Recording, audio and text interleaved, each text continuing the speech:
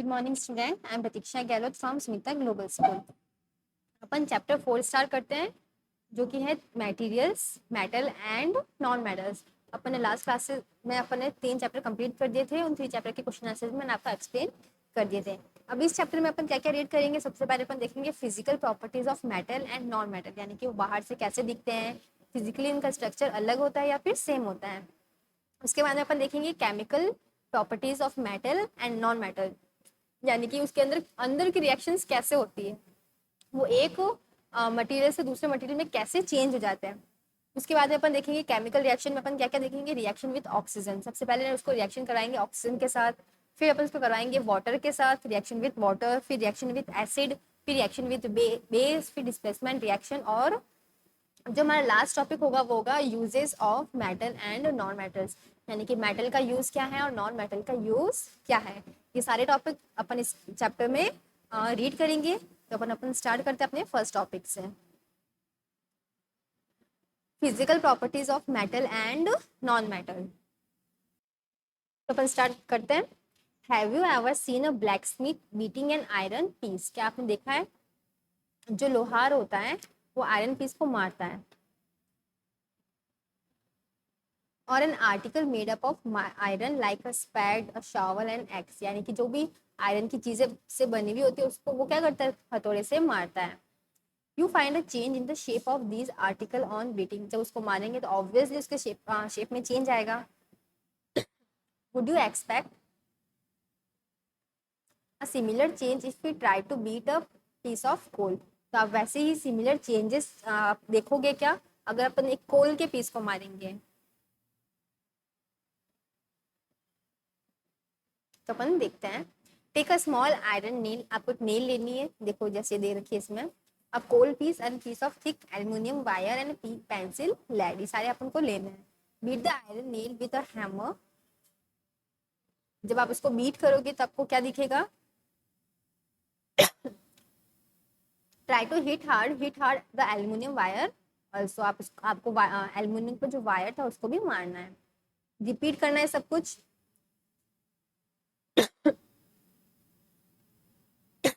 Sorry. अब मारने के बाद क्या देखोगे, इसके ना सॉलिड, मतलब जो जितना ही सॉलिड अभी है, सॉलिड तो बाद में भी उतना ही रहेगा, लेकिन इसका शेप क्या हो जाएगा, थोड़ा सा उससे डिफर हो जाएगा, यानी कि थोड़ा सा चेंज हो जाएगा। You Shaw the shape of iron nail and the aluminium wire change on beating, यानी कि मारने पे उसके क्या हो जाएंगे, शेप चेंज जाएंगे। If they were beaten harder they could be change into sheet, अगर उनको ना और तेज मारेंगे तो एकदम पतली सी शीट में चेंज हो जाएंगे।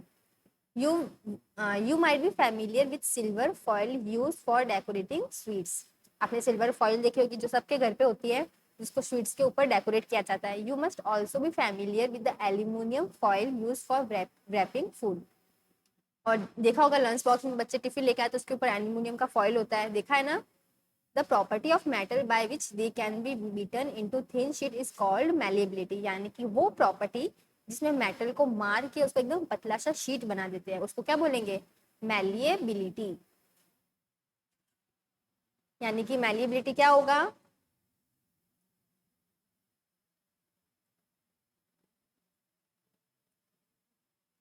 यानी कि किसी भी मटेरियल यानी कि सॉलिड को बीट करते हैं यानी कि मारते हैं, फिर वो चेंज हो जाता है थिन शीट में,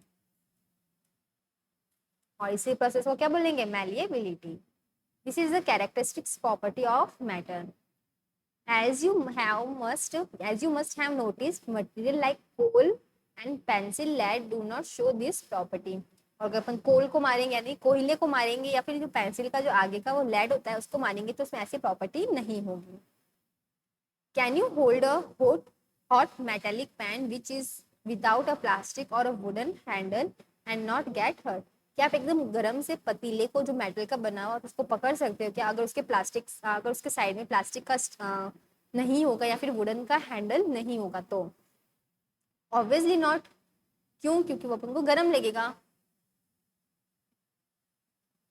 on the basis of this experience what can you say about the conduction of heat bye would and plastic, यानी कि जो वुड होता है या फिर प्लास्टिक होता है वो हीट से क्या होता है, नॉन कंडक्टर होता है, यानी कि वो उसमें हीट का इफेक्ट नहीं पड़ता है।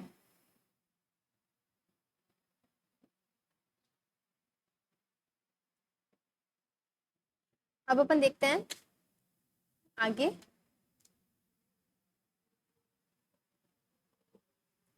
अपन ने देखा था मैलिबिलिटी क्या होता है कि किसी भी सॉलिड मटेरियल, आयरन ले लो, एल्युमिनियम ले लो, इन सबको अगर बीट करेंगे यानी मारेंगे तो एकदम थिन शीट में कन्वर्ट हो जाएंगे, तो उसको क्या बोलेंगे, मैलिबिलिटी। अब देखो, the property of metal by which it can be drawn into wires is called ductility, यानी कि मेटल्स को वायर में चेंज करेंगे तो वो क्या कहलाएगा, डक्टिलिटी। ठीक है। मैलिबिलिटी में क्या होता है, मेटल्स को मार के बीट करके उसको थिन शीट में चेंज करते हैं, जबकि डक्टिलिटी में क्या होता है, मेटल को वायर्स में चेंज किया जाता है। Have you noticed the difference in sound on dropping an iron sheet plate, a metal coin and a piece of coal on the floor? अगर आप इन तीनों को नीचे फेंकोगे तो आपको साउंड में चेंज आएगा। If not you can try it now, अगर नहीं आता तो आप ट्राई करके देखो। अगर आप कॉइन को नीचे गिराओगे तो कैसी आवाज आएगी, अगर शीट को नीचे गिराओगे आयरन की शीट को तो आवाज कैसे आएगी, ऑब्वियसली सारी आवाज, सारी साउंड्स क्या होगी, डिफरेंट होगी। The thing made of metal produce a ringing sound when struck the hard, जब भी है ना कोई भी मेटल पे अगर मारेगा या फिर वो नीचे गिरेगा देखो वो आवाज निकालेगा, यानी कि रिंग टाइप की आवाज निकालेगा। Suppose you have two box similar in appearance, one made up of wood and other of made, मान लो कि दो बॉक्स दे रखे हैं, एक किससे बना हुआ है, वुड से, और दूसरा किससे बना हुआ है, मेटल से। Can you tell which box is made of metal by striking with the box, और अगर दोनों को आपको मारना है, मारने से आपको पता चल जाएगा कि इसमें मेटल का कौन सा और वुड का कौन सा है, ऑब्वियसली पता चलेगा। कैसे पता चले, उसकी साउंड से। Since metal produce ringing sound they are said to be sonorous. Sonorous मतलब क्या होता है, जो कि आवाज निकालता है रिंग टाइप की। जो मेटल्स, देखो स्नोरस क्या होता है, मेटल्स क्या करते हैं उसमें, रिंग टाइप की रिंगिंग साउंड प्रोड्यूस करते हैं, उन्हीं को, उसको क्या बोलेंगे, स्नोरस। ठीक है, इसको याद रखना। After performing the above activity, we can say that some materials are hard, lustrous, malleable, ductile, sonorous and good conductor of heat and electricity। यानी कि आपको पता चल रहा है ना, तो इन वर्ड्स का मतलब क्या है, हार्ड, हार्ड होता है यानी कि मेटल्स हार्ड होते हैं, ऑब्वियसली सॉफ्ट नहीं होते हैं, यानी कि मेटल्स हार्ड होता है, लस्ट्रस होते हैं यानी कि इनमें चमक होती है, मैलिएबल का मतलब अभी बताया था मैंने, डक्टाइल का मतलब भी बताया और स्नोरस का भी बता दिया। और जो मेटल होते हैं वो किस क्या होते हैं, good conductor of heat and electricity. Metal, metal का अगर कोई भी बर्तन होगा उसको अपन गर्म करेंगे तो गर्म हो जाएगा, तो ये क्या है, गुड कंडक्टर ऑफ हीट है। और इसमें से अगर इलेक्ट्रिसिटी पास करोगे तो क्या हो जाएगी, इलेक्ट्रिसिटी पास हो जाएगी, तो वो क्या है, इलेक्ट्रिसिटी भी उसमें से पास हो जाती है। The material which generally possess these property are called metals, और जो भी मटेरियल होगा जिसमें ये सारे करेक्टर्स होंगे तो वो क्या कहलाएगा, मेटल्स कहलाएगा।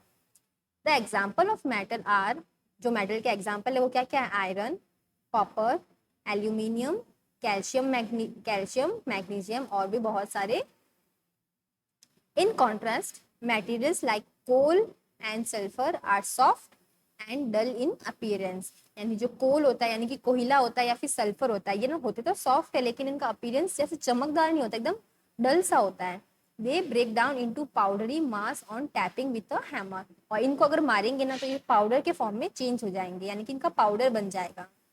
दे are not sonorous and are poor conductor of heat and electricity, ये स्नोरस भी नहीं है यानी कि इसमें रिंग टाइप की आवाज भी नहीं आती है, और इसमें से ना तो हीट पास होती है ना ही इलेक्ट्रिसिटी, इसलिए इन मेटल्स को क्या बोला जाता है, non metals. The example of non metals are sulphur, carbon, oxygen, phosphorus और एक्सेट्रा। नेक्स्ट है अपना chemical properties of metal and non metal. सबसे पहले reaction with oxygen. You are familiar with the phenomena of rusting of iron. Rusting of iron सबको पता है, rust मतलब क्या होता है, जंक लगना। जंक लगता है, कैसे लगता है, जब एयर में ह्यूमिडिटी प्रेजेंट होगी और वो किसके साथ रिएक्ट करेगी, आयरन यानी कि मेटल्स के साथ, तो वो किस क्या हो जाएगा, उस पर रस्टिंग लग जाएगी यानी कि जंक लग जाएगी।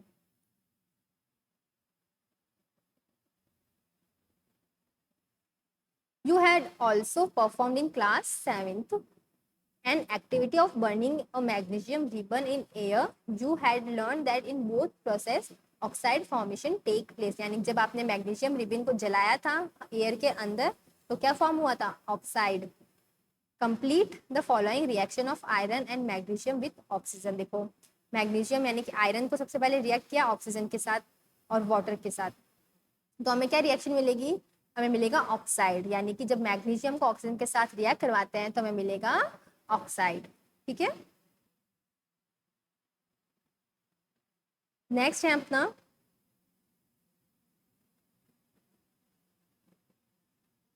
देखो the activity of burning magnesium ribbon. जब अपने मैग्नीशियम रिबन को जलाया था तो हमें क्या मिला था? The ash obtained on burning magnesium ribbon.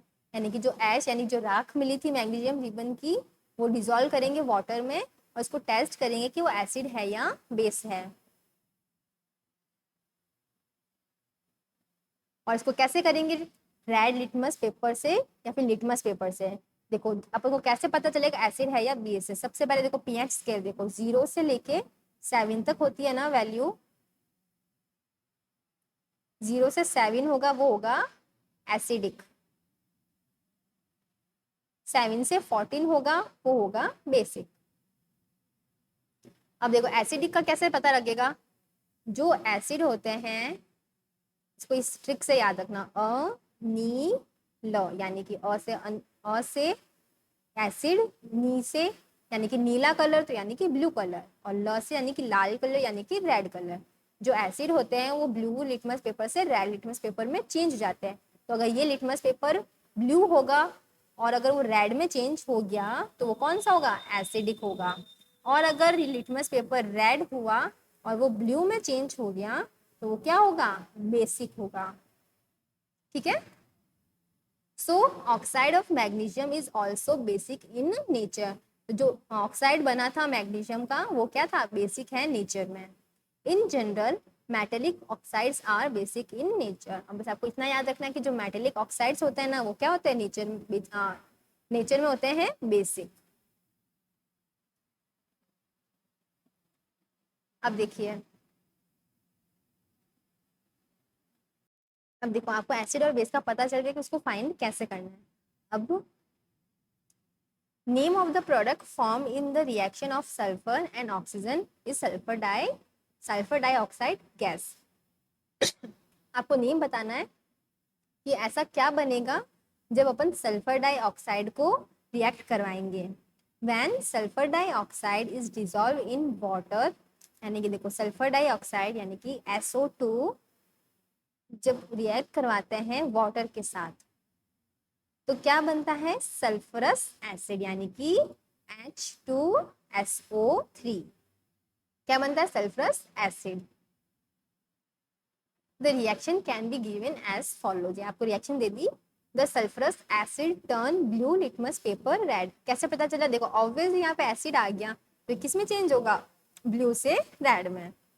Generally oxide of non metal are acidic in nature, यानी कि जो ऑक्साइड्स होते हैं नॉन मेटल के वो क्या होते हैं? एसिडिक होते हैं नेचर में। Recall the name of some of the laboratory acid and bases you have read in class 7। आपको कुछ नेम्स बताने हैं जो लेबोरेटरी में एसिड प्रेजेंट होंगे या फिर बेस जो अपने क्लास 7 में पढ़े होंगे। अब अपनी जो नेक्स्ट है वो है रिएक्शन विथ वाटर। इसको अपन अपनी नेक्स्ट क्लास में पढ़ेंगे। जो आज मैंने आपको रीड करवाया है उसका आप अच्छे से देखना। मैं एक्टिविटीज नहीं करवा रही हूँ क्योंकि वो इम्पोर्टेंट नहीं है आपके लिए।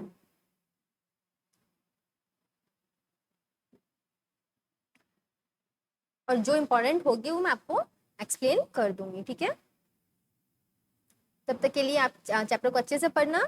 Stay home, stay safe, bye.